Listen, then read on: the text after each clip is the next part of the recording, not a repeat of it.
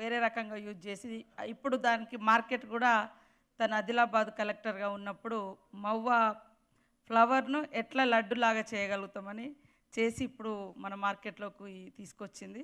So చాలా thanks madam. అదేవిధంగా వెంకట్ గారు, మీ బృందానికి అంతా, నిఖిల్ అందరికీ నమస్కారాలు. అంటే మీకు కొంచెము కొత్తగా ఉండొచ్చు, ఇబ్బందిగా ఉండొచ్చు, కానీ కష్టాన్ని ఇష్టంతో చేస్తే తప్పకుండా గుడ్ రిజల్ట్ వస్తుంది అనేది మీరు మీ చిన్నతనం నుంచి, మీ చైల్డ్హుడ్ నుంచి మీరు ఎంచుకున్నటువంటి లక్ష్యాన్ని రీచ్ అవ్వడం కోసం, ఈ పొజిషన్కి రావడం కోసం కూడా మీ ఈ ప్లేస్లో మీరు డిఫరెంట్గా కష్టపడ్డారు. బట్ ఇప్పుడు వేరే దగ్గర వెళ్ళినప్పుడు ట్రావెల్ కానీ, లేకుంటే అక్కడ పబ్లిక్తో మింగిల్ కావడం కానీ, వాళ్ళ సమస్యలు స్టడీ చేయడం కానీ కొంచెం వేరే అనిపిస్తుంది. కానీ అక్కడ ఆనందం కూడా, సంతోషం కూడా ఖచ్చితంగా ఉంటుంది. కాబట్టి మీరు ఈ గ్రామీణ యాత్ర అనేది చాలా ఫేమస్గా, అంటే చాలా వైరల్ అయింది మీరు రావడం కూడా. ఎంతసేపు మనము పైకి అంటే డెవలప్మెంట్ వైపే వెళ్తున్నాము, కానీ ఆ డెవలప్మెంట్ అనేది ఎక్కడ వరకు వెళ్ళి ఆగుతుంది అనేది తెలియదు. కానీ దానికి క్వైట్ అంటే పూర్తి ఆపోజిట్గా కూడా ఇదే సమాజంలో ఇంకా జనాలు ఉన్నారు. సో అది మీకు మేము చూపించడం జరిగింది. ఈ ప్రపంచం రెండు రకాలుగా పరిగెడుతుంది. ఒకరేమో ఇంకా వెనుకకు పోతున్నారు, ఇంకా బ్యాక్వర్డ్నెస్ అంటే బాగా పేదరికం వెంటాడుతుంది. ఇంకొక దిక్కేమో చాలా ఫాస్ట్గా మరి ఆర్టిఫిషియల్ ఇంటెలిజెన్స్ అటువైపు వెళ్తుంది. అసలు ఇంటెలిజెన్స్ ఏంటిది అనేది కూడా ఇంకా తెలియనటువంటి గ్రామాలు చాలా ఉన్నాయి. సో మీరు ఇప్పుడు ఇంటిగ్రేటెడ్ వైపు వస్తున్నారు. ఆర్టిఫిషియల్ ఇంటెలిజెన్స్ దానివైపు మనం పరిగెడుతున్నాము. సేమ్ టైంలో మీరు ఇంటిగ్రేటెడ్ విలేజెస్కు రావడం అనేది కూడా చాలా సంతోషం.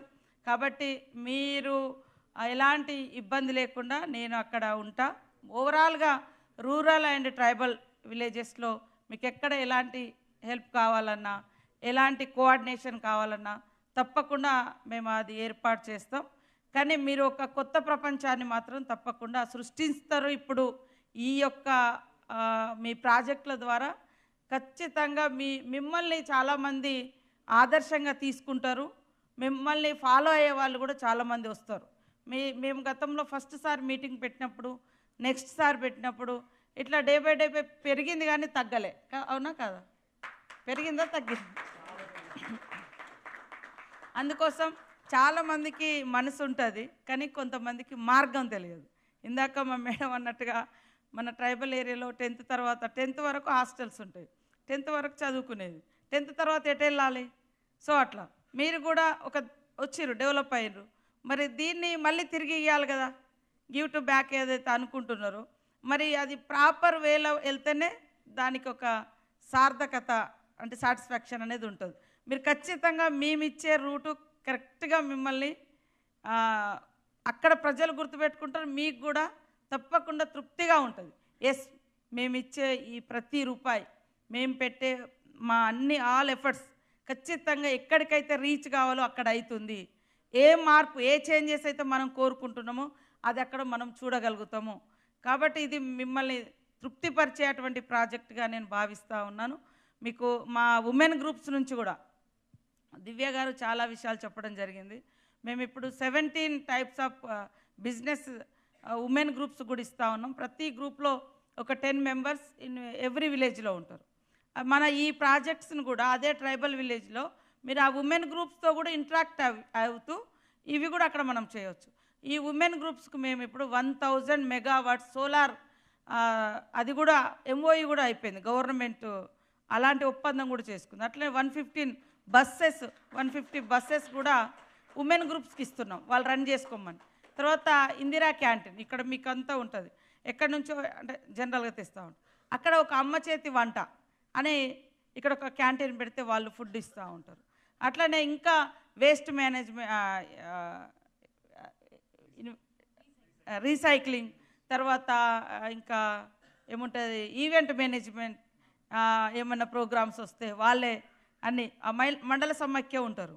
వాళ్ళకి చెప్తే ఈ గ్రూప్లో మెహందీ పెట్టే వాళ్ళు ఎవరు, స్టేజ్ డెకరేషన్ చేసే గ్రూప్ ఎక్కడ, మైక్ సెట్ చేసి ఇచ్చే, ఇది కూడా ఒక బిజినెస్ లాగా వాళ్ళకు. అట్లా మొన్న ఫస్ట్ టైం మేము గవర్నమెంట్ రాగానే స్టీచింగ్ ఇచ్చేసినాం. స్కూళ్ళల్లో ఇచ్చే యూనిఫామ్ మొత్తం ఉమెన్ గ్రూప్స్కి ఇచ్చినాం. ఉమెన్కి అట్లా ఒక 30 crores రూపీస్ వరకు వాళ్ళకు ఇన్కమ్ వచ్చింది. తర్వాత ఆదర్శ పాఠశాలలు, అమ్మ ఆదర్శ పాఠశాలలు ఇచ్చినాం. పాఠశాలలో టాయిలెట్సా, డ్రింకింగ్ వాటరా, గేటా, ఏమేమి మైనర్ రిపేర్స్ వాళ్ళకే ఇచ్చినాం. వాళ్ళకి అట్లా ఇన్కమ్ కూడా జనరేట్ అవుతుంటుంది. సో మనకు అందరు తెలుసు, మన సమాజం అభివృద్ధి జరగాలి అంటే కుటుంబాలు బాగుండాలి, ఫ్యామిలీ బాగుండాలి అంటే ఫ్యామిలీలో ఉన్న అమ్మ బాగుండాలి. ఎందుకంటే అమ్మ మొత్తము మనకు అన్ని రకాలుగా చూసేది ఫస్ట్ కష్టము నష్టము, తన కడుపు మార్చుకొనైనా కూడా పిల్లల్ని చదివించాలని, పిల్లల్ని బాగా చూసుకోవాలని తపన పడుతుంటుంది. కాబట్టి అమ్మ ఆర్థికంగా ఉండాలి అని మన పొదుపు సంఘాలు తీసుకొచ్చినాం. ఆ పొదుపు సంఘాలుగానే కాకుండా వాళ్ళు ఖచ్చితంగా డెవలప్ కావాలి. 1 కోటి మందిని ఇప్పటివరకు మా దగ్గర 64 లక్షల మంది మహిళా సభ్యులు ఉన్నారు. వాళ్ళని 1 కోటి మందికి రీచ్ చేయాలి.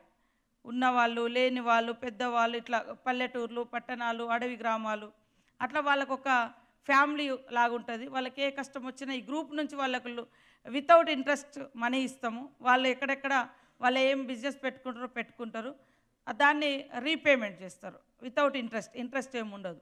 అట్లాంటివన్నీ కూడా మనం వాళ్ళని ఎంకరేజ్ చేయడం జరుగుతుంది. సో మనం ఏమంటామంటే ఒక కుటుంబంలో అమ్మ బాగుంటే ఆ కుటుంబాన్ని సంతోషపరుస్తుంది, ఆ కుటుంబాలు బాగుంటే సమాజం బాగుంటుంది. అంతిమంగా సమాజం, సొసైటీ అచీవ్మెంట్ అంటే డెవలప్మెంట్ అయిందనే దానికి మనకు మెజర్ ఏంటిదంటే ఆడవాళ్ళు అభివృద్ధి చెందాలి ఆర్థికంగా. ఆడవాళ్ళు ఆర్థికంగా అభివృద్ధిలోకి వస్తే ఆ సమాజం బాగున్నట్టే అనేది మనకు అంబేద్కర్ గారు చాలా ఏళ్ళ క్రితం చెప్పింది. కాబట్టి ప్రతి ఇంట్లో అమ్మ ఉంటుంది.